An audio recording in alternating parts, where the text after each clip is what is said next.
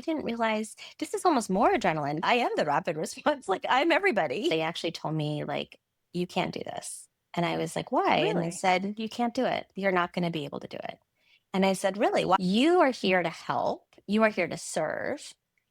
And yet, if your community doesn't even know you exist, how can you serve them? Everyone stood up. All the legislators stood up and they clapped for me. And I was like, this is crazy. Like, this is nuts. Because I'm like, who am I? Welcome to DPC Life, the podcast where independent doctors share real stories, bold ideas, and the freedom of doing medicine on your own terms.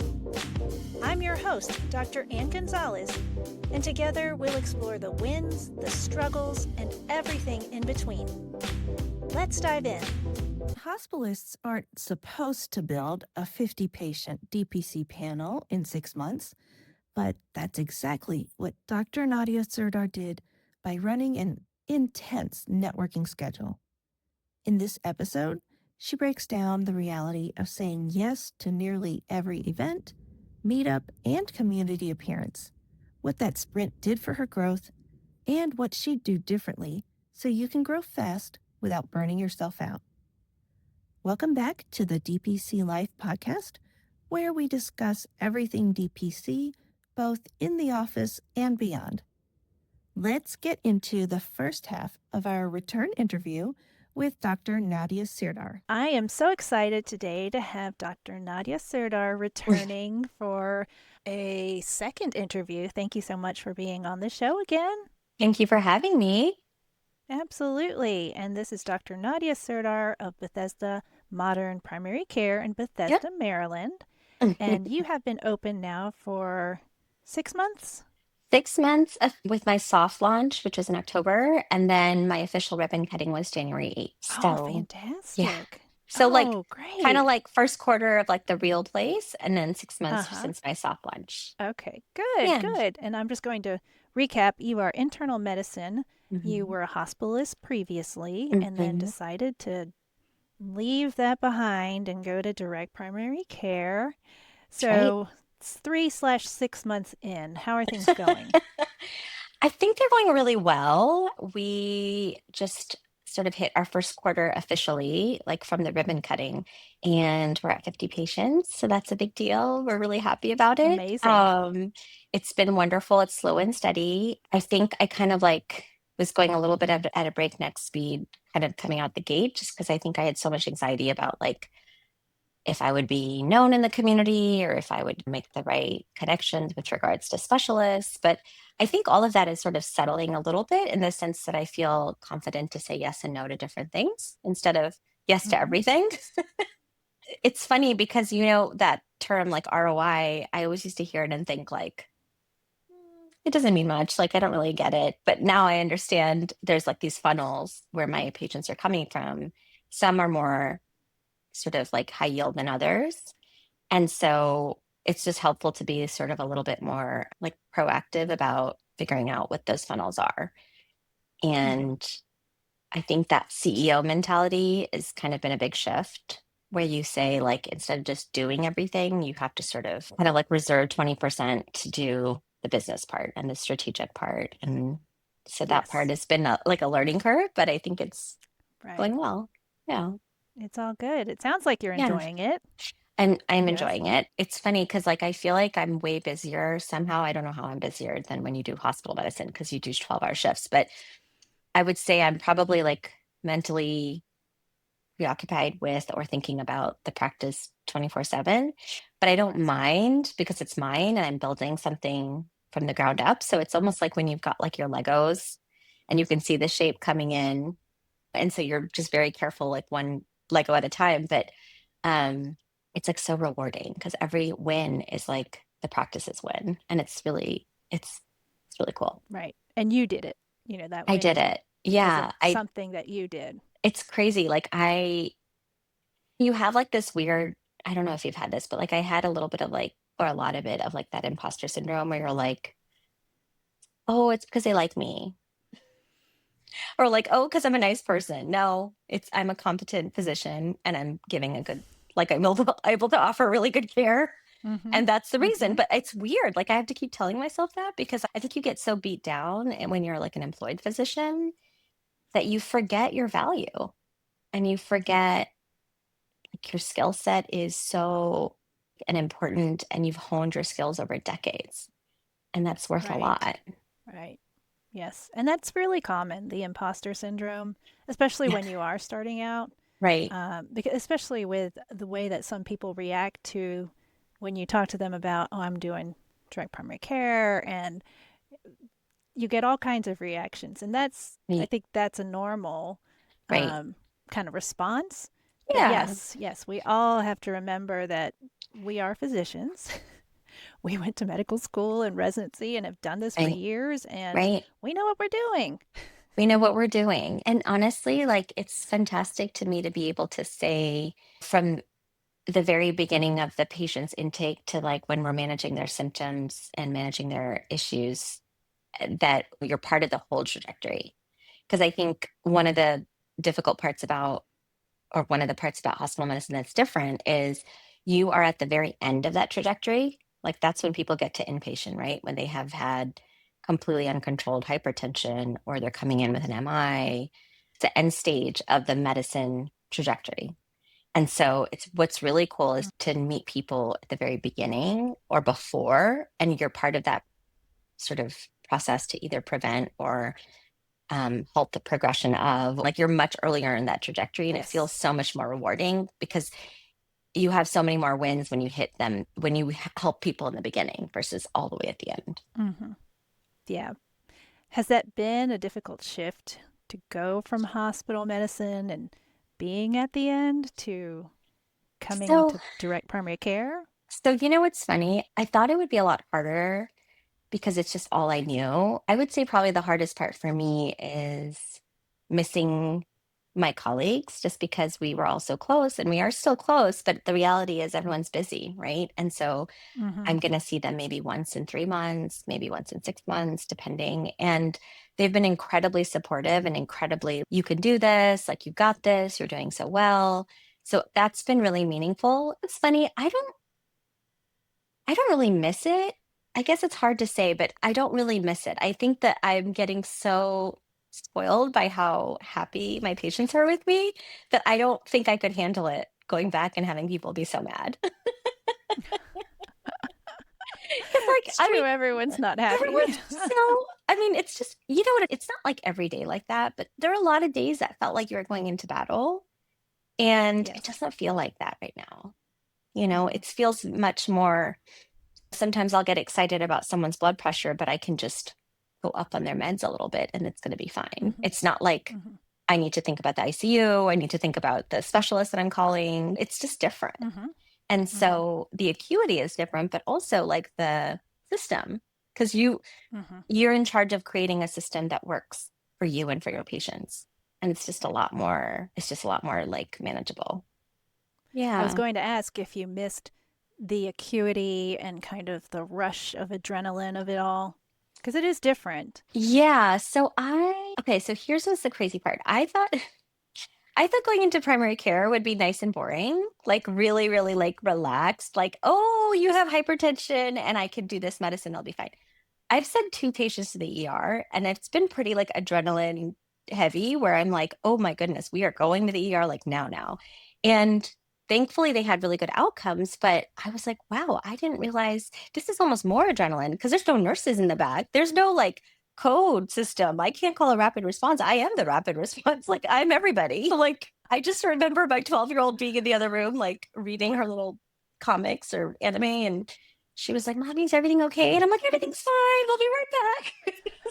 It's all good. This person's systolic is above 200. Like, this is insane. I mean, really, it's been a few of those adrenaline type situations, but because I care so much and also like knowing that what could potentially happen. So, Mm-hmm. not true, like code situations, but just like places Mm-hmm. where I'm like, oh, you're walking in with a systolic about 200. That happens here. Oh, crap. Like, I'm really glad you came to me. Yes. Yes, and yep, it'll happen. It'll Yeah. happen a lot. Yeah. I mean, I think that there's a little bit of that. My husband's a stroke physician and my kids have gotten in this habit of saying like, "Daddy, did you save someone's life today?" And I'm like, "Did I save someone's life? I hope. I think so, but I think it's much more delayed gratification and that's okay because the reality is like sure if you get someone through a code, yeah, you got a pulse, but like what's their life going to be like after that? It's different, right? Hmm. It's not the same Hmm. win as okay, we're going to talk about all these like modifiable risk factors. We're going to get you on a good plan. And now you're going to live into your 80s thriving and not suffering in Right. and out of the hospital, right? It's a totally different trajectory. And sometimes you'll see it, hopefully, if they stay with you long term, right? Right. That you'll be able to follow them. That's the hope. So, yeah. I think Yeah. so. I think Yeah. so. Well, there are Um, a lot more hospitalists going into direct primary care now, which is s- amazing. so that's really cool. So I didn't even think about it because nobody I knew had done it when I was. And when was I thinking about? So I talked to you in the fall, and I had started my process in January of 2025, like just thinking and building and sort of starting. But I was in hospital medicine all the way until October. And everyone I talked to was like, oh my God, you're so brave and never heard of anyone doing this. And in fact, I did reach out to a few of the older primary care doctors that were like seasoned, thinking like they would be fantastic as like mentors. And I got really discouraged. They actually told me, like, you can't do this. And I was like, why? And they Really? said, you can't do it. You're not going to be able to do it. And I said, really? Why Wow. is that? Because these are people I respect. I had taken care of their patients while I was an inpatient. And it was um, sort of devastating because I was like, oh, they must be right. They know what they're talking about. They've Hmm. been doing this 30 years. One person told me you should go to urgent care and do shifts there to figure out like how to do outpatient medicine, which I respectfully disagree. Um, I just made a and face. yeah. And then the second person told me there's no way you can do outpatient medicine after inpatient medicine. Like I wouldn't be able to do hospital medicine. So my answer to that is internal medicine is a continuum. In inpatient medicine, we take care of the end result of the same disease process that we're addressing in primary care. So really, I've taken care of folks at the very end of that continuum. And in that setting, outcomes are very, very different and our expectations are different. And yeah, the acuity is very different. But if you back up several steps, right now what I'm doing is to prevent getting to the end point there. You know what I mean?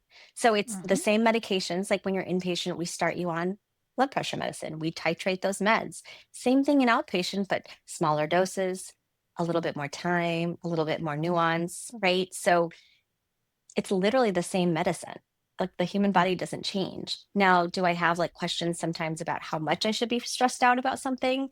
Sure. Like I'm like, oh my God, it's a red number. I'm like laughing at myself because like in inpatient medicine, you see red numbers all the time and you're like, it's fine. It's like borderline high. But now I'm like, oh my God, I can't miss anything. So I'll like talk to my nephrology friends, talk to my cardiology. And they're like, Nadia, it's fine. You're going to be okay. Like you're going to see him again in a few weeks. I'm like, yeah, you're right. Okay. Okay. So Hmm. like over time, I've been able to calm down.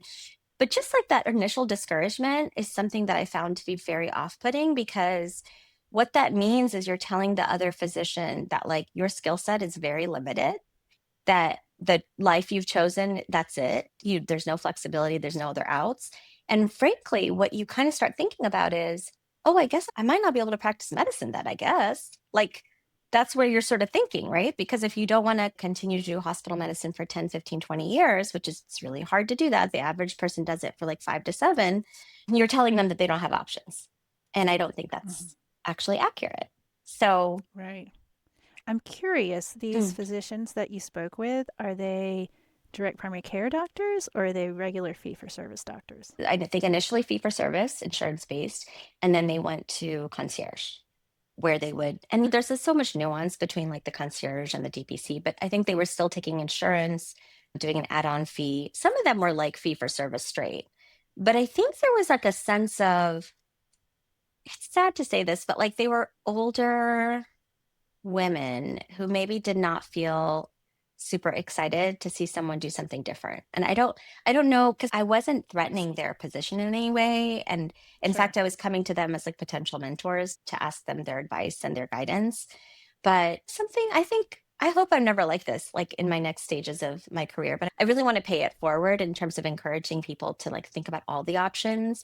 And like I was actually thinking about reaching out to the residency directors for the local programs and being like, do you want me to come talk about DPC? Because I think internal Absolutely. medicine residents should know this option. Like I think they need to Yes. be aware and maybe start thinking about the business aspect and start listening to the podcasts. And how amazing would it have been if I knew about this 15 years ago? I mean, who knows where I would have Mm-hmm. been. So I'm so happy with the trajectory that I've had because everything kind of happens for a reason. Every step kind of led me to the next step. But I just Mm-hmm. think there's so much opportunity and there's so much talent. Like there's so many amazing physicians who just want to bring something more to the table. And you just give them the option and the ability, the structure to do that. And that's a win for the system. That's a win for the patients, Mm-hmm. right? Right. Yeah. I think that a lot of people in traditional medicine, fee for service medicine, they have blinders on. They just, this is the one path. And it's kind of been sold to us like that since we came Yeah, out of residency. This right. is it. You That's do this exactly and right. that's all you do. But like you said, hospitalists 5 to 7 years, it's the same for ER docs, a certain amount of time. And so Right. I kind of think of it as like an NFL player. How many years do they Right. have? 5 to 7 Correct. also? And then Correct. what do you do? Because, like you said, it's You kind of can't be like put going to out to war. pasture. It's like, yeah, it's like Right. going to war. And what are you going to take somebody with 15, 20 years of expertise and just put them out there in the middle of nowhere? I mean, Right. people will say to me, I had one patient, it's so funny. I had one patient, a lot of my patients signing up are physicians, which I take as a huge compliment, but it's also a huge responsibility, right? And so I'm very, very transparent with them about my background and about like where I'm coming from. And 99% are like, okay, that's amazing. I love that. I love that you do acute medicine and now because you're comfortable with more. You can work Mm-hmm. more at this like maximum scope of practice. I'm not going to get scared if someone has an arrhythmia. Like, I get it, right? But one doctor was like, oh, I almost did what you did. I almost did direct primary care. I was about to sign a lease. I almost did it. I almost did it. And I was like, oh, okay, that's awesome. Like, why didn't you? And she's like, I got scared. And I was like, okay, well, just that happens. It's okay. And she's like, I have the best job now. She's like, I had an opportunity to start a work at the World Bank, and that doesn't happen all the time. And I'm like, well, that's amazing. Your job sounds amazing, but she's not seeing patients, right? Like clinically. And so it's interesting because like, she was very excited and happy to hear about the practice. But then at the end, she was like, I did primary care and I just want to know, did you do extra training to be able to do like outpatient medicine? Like, how are you going to do it? Did same training you did, right? It's like, My husband was like listening in the background. He's like rolling his eyes. I'm like, oh my gosh. ah, So I was like, well, like, I'm American Board of Internal Medicine trained, and I'm really happy to like look things up and ask my fellow trainees. But it's interesting that she asked that. And then she signed up. She like signed up to be my I think it's important for us to tell people who are in training how many options are out there. And then I think it's actually the onus is on us to educate our peers in like a very sort of like not antagonistic way, but just to say, like, by the mm-hmm. way, I also thought like you, and I just figured this out. And I wanted to share with you like all the things that can happen out here where you still get to see patients. Cause a lot of the doctors that I know that are like burning out, they're like, okay, I guess I have to go work for an insurance company, or I guess I have to go do like, I don't know, utilization review, something that I Mm-hmm. don't have to see Or patient, quit or medicine, quit or just medicine. quit I know. medicine altogether. Oh, Yeah. I know. And that's kind of like, I'm no judgment. People do what they need to do, but I think that's such a waste of all your training, right? Mm-hmm. Mm-hmm. And And look at it's our funny you say that. shortages. Yeah. It's funny you say that because I bet that the fee for service doctors are thinking, oh, what a waste of what you're doing. I know. I know. It's so crazy. I guess everyone's got their own Everyone's perspective, got their but perspective, but the positive side has been, and that like most people I'm going to, it's so cool. So like I have like a cardiology bestie who was like always on consults at the hospital, and she's an outpatient doctor who does both, right? And she's in a private practice. And I always had like a girl crush on her because I'm like, you're so awesome. Like you come in and you yeah. do like MIs and you go out there and you do like other, like you just come in and out Right. and you make it look easy. Right. Well, it turns out she had a real crush on me because she's like, I can't believe you're leaving hospital medicine. You're going to make your own practice. It's so cool. So we ended up going for drinks because we're like, let's talk about this. And so I ended up giving her my whole list of podcasts, all my like entrepreneur books, like all my business stuff. And then she was like, I want you to come and meet all my specialist friends. There's this like special society called like the Osler Medical Society. And it's like a huge William Osler, like from medical history. Yep. And I would never in a million years have thought I would get to be involved in that, but they invited me twice to come. Everyone there wanted to talk about DPC. And then after like 9 months, you attend 2 of their meetings. They do like a big, like a vote or something in the spring. And then they invite like 5 or 6 physicians to be part of a cohort for 10 years. And that cohort is supposed to be physicians who can work together in different specialties to teach each other, learn together, and also be kind of like a class of like network where you can help each other and help grow both academic, sort of professionally and just in terms of knowledge. And so they invited me recently, and I'm so excited because it's like, congratulations. I'm so excited. Like I sent it to my mom, and she was like, "Is this the same as William Osler?" So yeah, the same one. yeah, It sounds like a BNI for doctors. totally, 100%. I think so. I Like love it's very lovely because like we all share. I think you each give 2 presentations each year, the first year, and then the second year you host and give a presentation. And the third year you have the option to do either or just kind of like watch stuff. But the nice thing is the other people that are joining in your like same class, like I've already started working with them. Like one of them has a space and he had 2 doctors. He's an orthopedist. He had like a PM&R doc, and then he had an ortho spine doc, and they were literally about to sign the leaves. And then the ortho spine doc kind of pulled out for whatever reason. And he was like, I can't believe this. I'm so discouraged. I don't think I can do it. And I was like, wait a second. Yes, you can. I'm here for you. Let me go on my little Facebook groups. And I was going to say, I saw that. I know. And so I send me your spiel and let me send it to every single group I'm part of and let's see what happens. Well, you saw that direct primary care is primary care, but then there's a direct specialty care. And then, Laura is it Laura or Laura? I think she's really, really active in that Facebook group.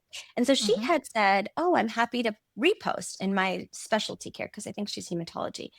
And I just thought this is amazing. And he's one of the people that's in the Osler Medical Society with me. So I was like, amazing, right? That sounds fascinating. Is that a local thing or is that a national group? I think it's local. I'm sure they have chapters. I asked the physician who had been the one to like sponsor me and invite me, and she said, "Oh, we're really low key. It's no big deal. We just like meet like once a month."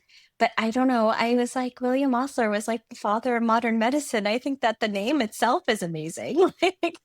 So I imagine they do have chapters, but I'm still learning about it. But just to say that like being part of a group of like 30, 40 docs, and then a even smaller cohort of like 5 or 6, and we're all starting at the same stage in life, like professionally, it's so helpful. Yes. So well, congratulations. Thank you. Amazing. Appreciate it. I love that. Appreciate that. We'll pause it here for today. In the next episode, Dr. Sirdar gets tactical. How she's carving out a niche in perimenopause and menopause care, the speaking gigs that are filling her panel, and the exact strategies that have worked best for bringing new DPC patients through the door. Make sure you're subscribed so you don't miss part 2. Thank you for listening to DPC Life. If today's conversation inspired you, hit follow, leave a review, and share it with a friend who's ready for change. Remember, wherever you are in the journey, your DPC family has your back. Until next time, keep building a practice and a life that truly fits you.